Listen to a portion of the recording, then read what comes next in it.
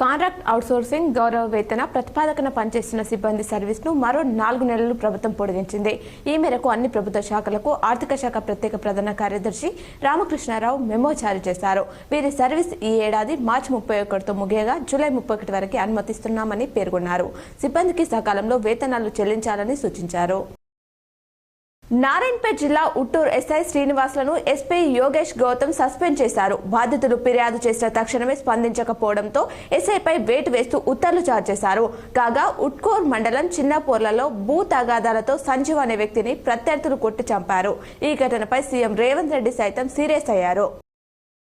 ప్రపంచ అస్థిరతకు దక్షిణాది దేశాలు బలవుతున్నాయంటూ ఇటలీలో జరుగుతున్న G7 సదస్సులో ప్రధాని మోదీ ఆందోళన వ్యక్తం చేశారు. దక్షిణాది దేశాలను మేము మా ప్రాధాన్యాలుగా మార్చుకున్నాం. ఈ క్రమంలోనే మా నేతృత్వంలోనే G20 సందర్భంగా ఆఫ్రికా దేశాలను శాశ్వత సభ్య దేశాలుగా చేశాం. ఆ దేశాల ఆర్థిక సామాజిక ప్రగతికి స్థిరత్వానికి భారత్ కృషి చేస్తుంది, మెరుగైన భవిష్యత్తు కోసం పనిచేస్తుంది అని తెలిపారు. వన్ నేషన్ వన్ ఎలక్షన్ పై మాజీ రాష్ట్రపతి కోవింద్ నేతృత్వంలోని కమిటీ రూపొందించిన నివేదిక త్వరలో కేబినెట్ ముందుకు రానుంది. దీనిపై సమగ్రంగా చర్చించిన తర్వాత పార్లమెంట్లో ప్రవేశపెట్టే అవకాశం ఉంది.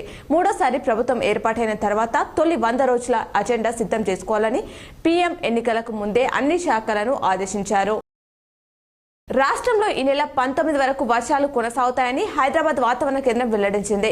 ఇవాళ ఆదిలాబాద్, ఆసిఫాబాద్, మంచిర్యాల, నిర్మల్, నిజామాబాద్, జగిత్యాల, సిరిసిల్ల, హైదరాబాద్, వికారాబాద్, సంగారెడ్డి, మెదక్, వనపర్తి, గద్వాల్ జిల్లాలో మోస్తారు వానాలు కురుస్తాయంది. ధరణి పెండింగ్ దరఖాస్తులను సత్వరమే పరిష్కరించాలని నిజామాబాద్ కలెక్టర్ రాజీవ్ గాంధీ హనుమంత్ సంబంధిత అధికారులను ఆదేశించారు. శుక్రవారం ఆయన రెవెన్యూ డివిజనల్ అధికారులు, తహసీల్దార్లతో సమావేశమయ్యారు. ధరణిలో వివిధ మాడ్యూల్స్ కింద దాఖలైన దరఖాస్తులను తక్షణమే పరిశీలిస్తూ యుద్ధ ప్రతిపాదకన పరిష్కరించాలని ఆదేశించారు. బాల్కొండ జాతీయ రహదారి 44 HP పెట్రోల్ పంప్ సమీపంలో ఆగి ఉన్న లారీని మరో ఐచర్ వాహనం ఢీకొట్టడంతో స్టీరింగ్ ముందు భాగంలో ఇరుక్కపోయిన లారీ డ్రైవర్కు తీవ్ర గాయాలయ్యాయి. మాక్లూరు మండలంలో చిన్నపూర్ మామిడిపల్లి గ్రామంలో బడిబాట కార్యక్రమంలో ముఖ్య అతిథిగా జడ్పీ చైర్మన్ విఠలరావు పాల్గొన్నారు. పిల్లలకు నోట్బుక్స్, యూనిఫామ్స్ పంపిణీ చేశారు.